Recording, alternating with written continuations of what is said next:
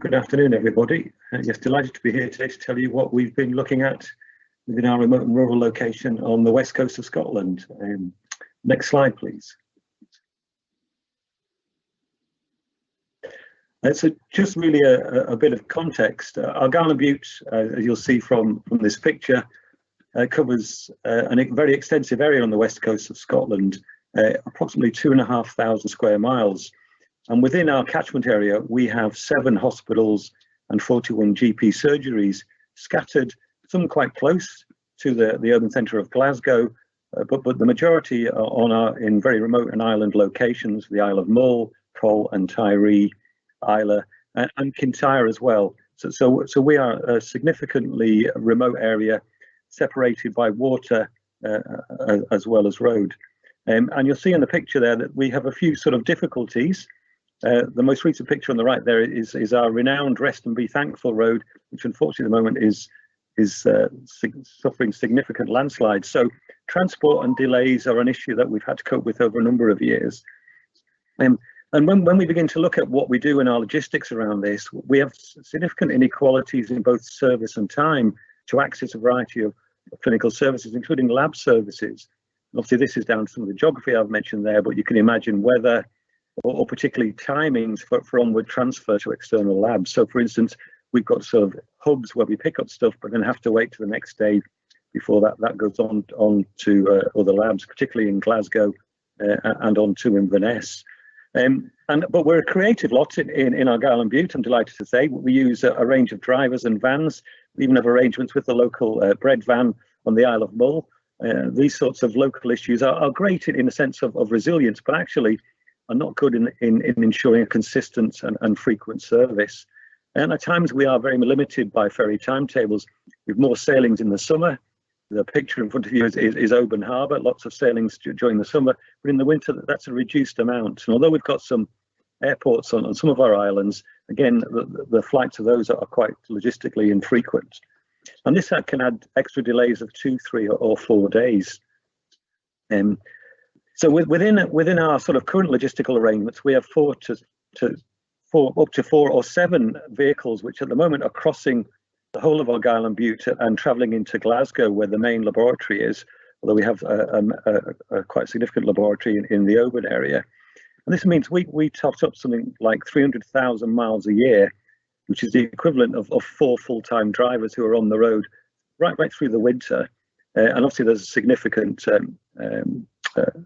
carbon impact on that. We've estimated 110 tonnes per year. And with, unfortunately, the COVID pandemic and the requirement for rapid testing, and the only lab for that is in Glasgow, we've seen our long distance transport requirements double as a consequence. So this gives you a real flavour of the challenges we face in supporting clinical supplies. Next slide, please.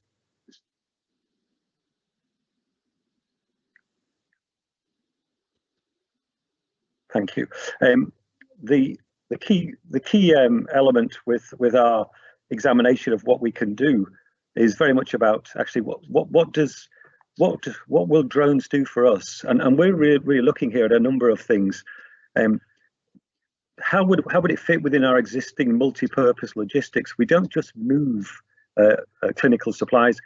Our vans include sort of laundry and other elements which are quite significant and important for our hospitals and GP surgeries, and this includes obviously clean and dirty items as well. But in that sense, we become reliant then on a non-specific delivery process, and we have certainly time-critical elements which within that. We recognise that drones cannot offer significant improvements in speed, equity, and efficiency, and reliability, and certainly an improvement in track and trace requirements, which are important to us. And as I've mentioned earlier, there are significant costs, both in the sense of the cost of having vehicles and staff on the road, and the burden of work on those staff. We are concerned about the long journeys they put in place. So over the last 18 months, we've been working with Skyports to assess if drones could address some or all of our challenges that we've got here. And in May of this year, we were delighted, working with Skyports, to put in place a proof of concept arrangement between our hospital in Oban, which is a a rural general hospital on the mainland and connect that to our hospital on the Isle of Mull, which meant that the flights between the drone flight took about 15 minutes compared with our normal, because we have to wait for the ferry or we're collecting specimens from elsewhere, a 90-minute to 6 hours by road and ferry. And that was a significant advantage to our clinical staff in receiving equipment. And at the time, because it's proof of concept, we weren't flying in any clinical or laboratory specimens.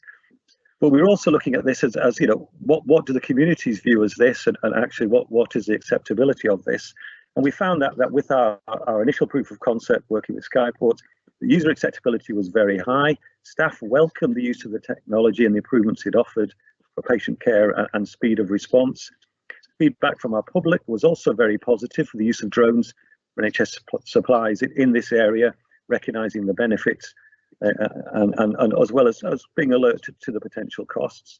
And our other stakeholders were also impressed with the careful planning and route selection. For instance, we're involved with our emergency service, which is key, obviously, around deconfliction on airspace, but also, for instance, NatureScot, who have a significant role in mitigating the impact on wildlife with rare bird nesting sites and other things in there. The results of our pilot meant that we're now actually moving to the next phase, which we'll see really commencing in early February, a 3-month live pilot, which will allow us to cover a number of our other hospitals and GP sites on the West Coast. And this means we will be flying live specimens and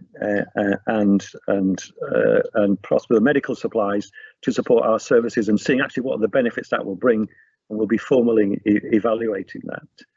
So I'm delighted today to present what we're doing up in the West Coast of Scotland to you, and look forward to picking up any questions at the end of the session. Thank you.